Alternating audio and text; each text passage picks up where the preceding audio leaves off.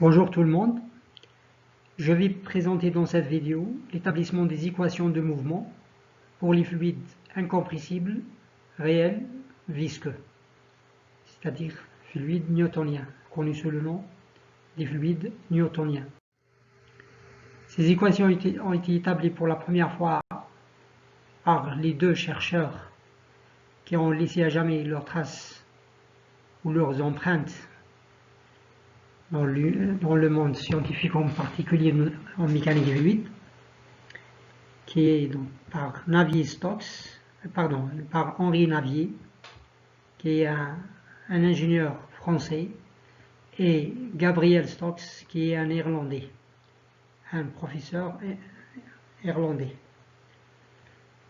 Ces travaux, ou leurs travaux, constituent la base de la mécanique du fluide, visqueux. Il reste jusqu'au jour d'aujourd'hui, la plus importante contribution en mécanique des fluides. Alors, ces équations ont pour base la deuxième loi de Newton, qui est la deuxième loi de Newton, qui dit que la dérivée par rapport au temps de la quantité de mouvement d'un système ou d'une masse est égale à la somme des forces extérieures appliquées sur ce système. Nous avons vu dans les cours précédents un système de contrôle qu'il s'agit d'une masse fluide qui traverse un domaine quelconque. La dérivée par rapport au temps de la quantité de mouvement d'un système est égale à la somme des forces extérieures appliquées sur ce système. L'équation intégrale peut s'écrire F vecteur est égal à la dérivée totale par rapport au temps du système, qui est l'intégrale de V dm, avec V c'est le vecteur vitesse et dm c'est la masse élémentaire. D'après l'équation de transport de Reynolds, le théorème de transport de Reynolds, on peut écrire que la somme des forces extérieures appliquées sur le volume de contrôle est égale à la dérivée par rapport au temps de l'intégrale sur le volume de contrôle de V par ρ dV, plus l'intégrale sur le système de contrôle de V ρ par V dA ou dN. On a le produit scalaire de V par N. L'élément de volume, pour un élément de volume dx et dy, dz, représenté sur ce schéma-là, on remarque que la somme des forces extérieures appliquées sur ce volume, nous avons deux types de forces. Des forces représentées par les contraintes qui agissent sur les différentes faces de cet élément de volume, taux x, z, taux x, y, et la contrainte normale, donc les deux contraintes tangentielles, et la contrainte normale suivant chaque face.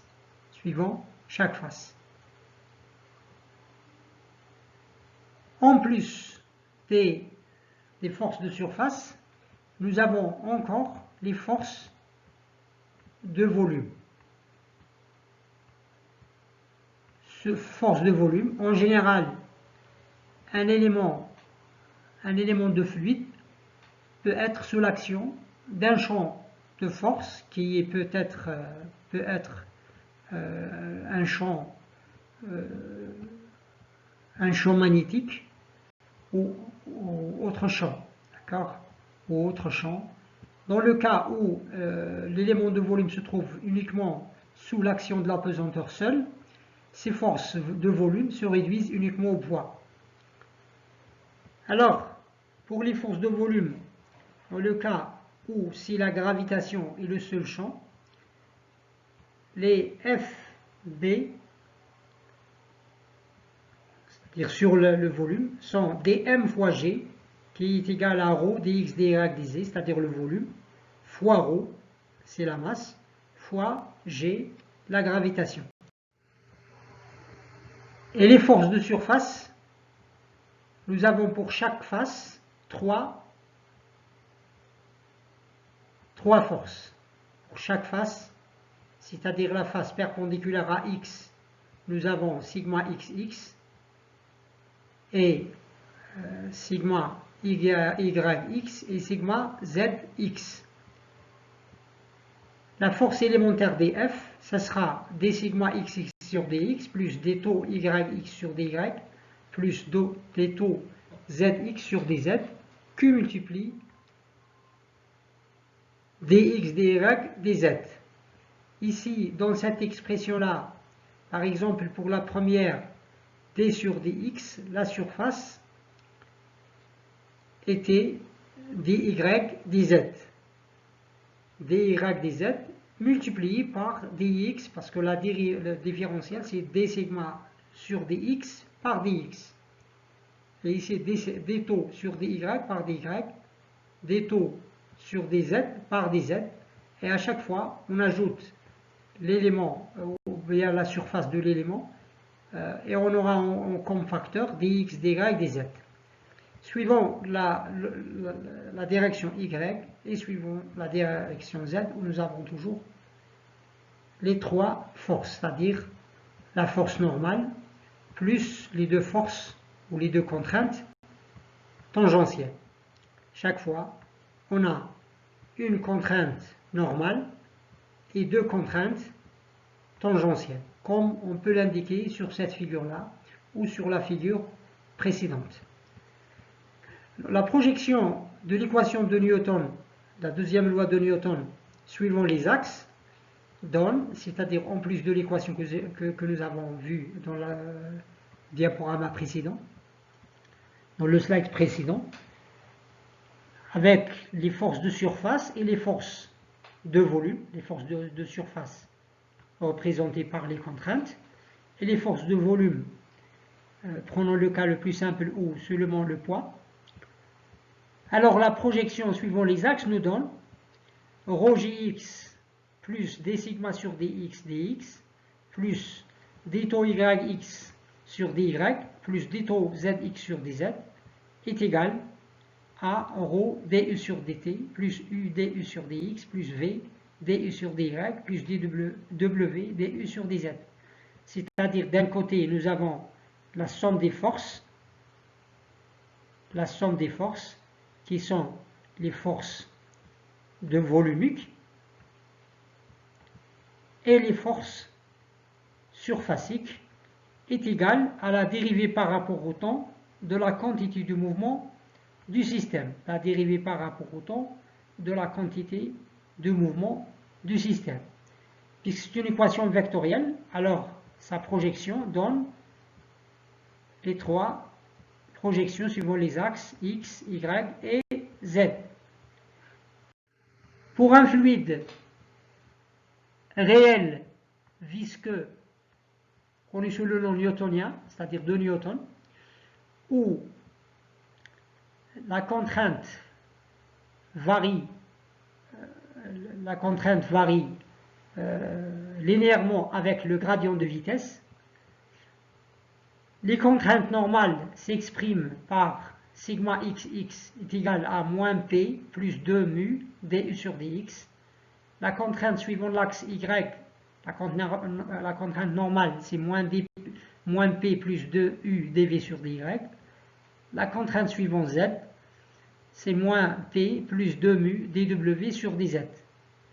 Pour un fluide incompressible, d'après l'équation de continuité, nous avons divergence de v est égale à 0.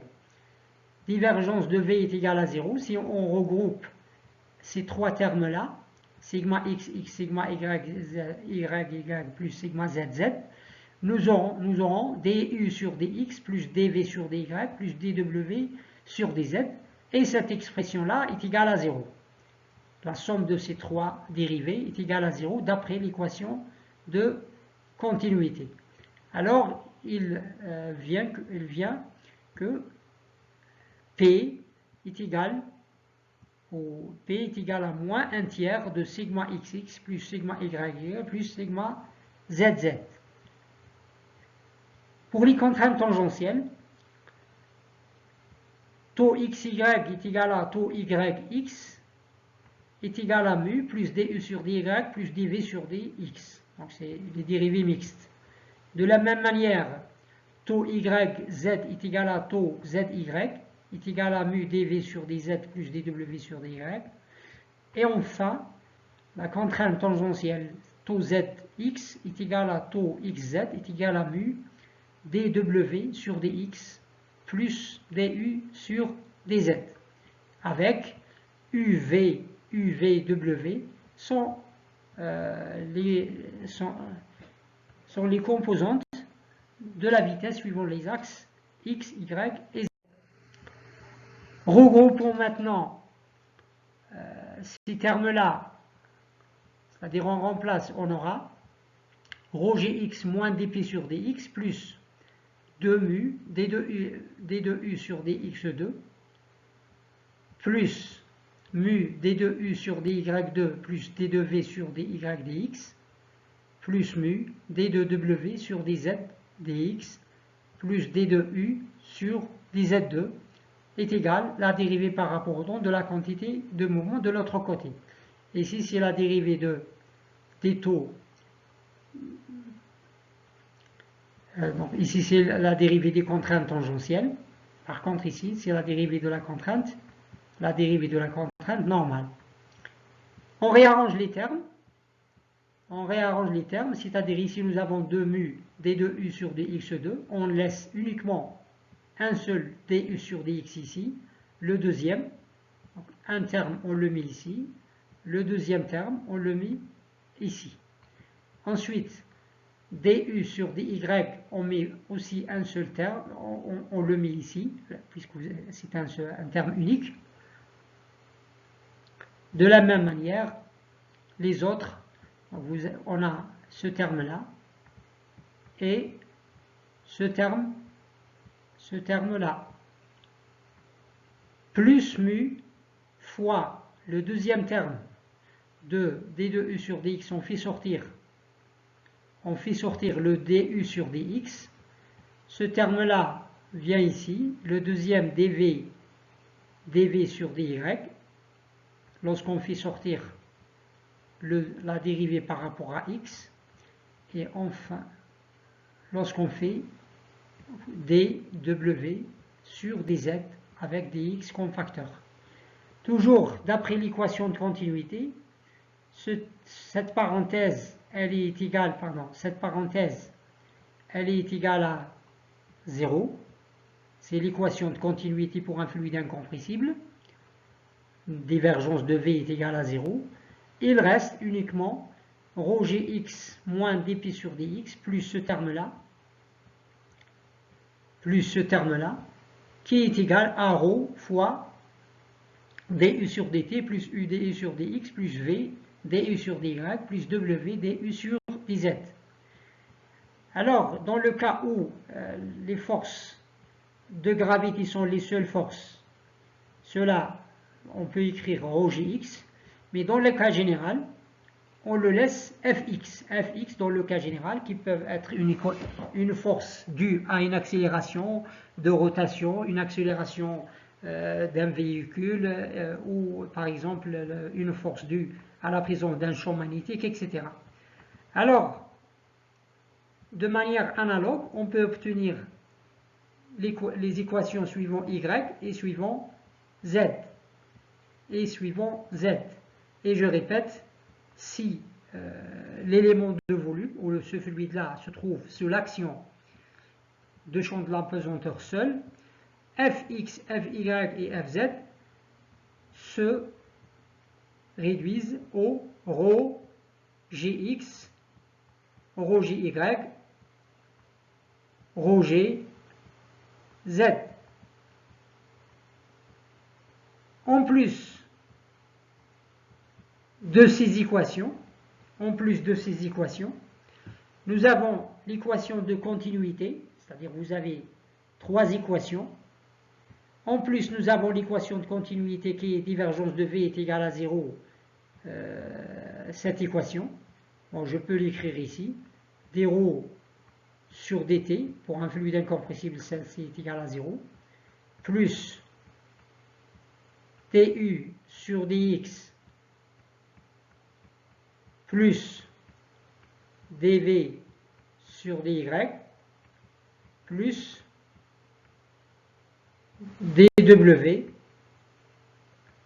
sur dz est égal à 0. Alors nous avons trois composantes de vitesse comme inconnues, U, V et W. La pression et la pression. Alors, ça donne 4 inconnus et avec aussi 4 équations qui sont les 3 projections de l'équation de mouvement plus l'équation de continuité,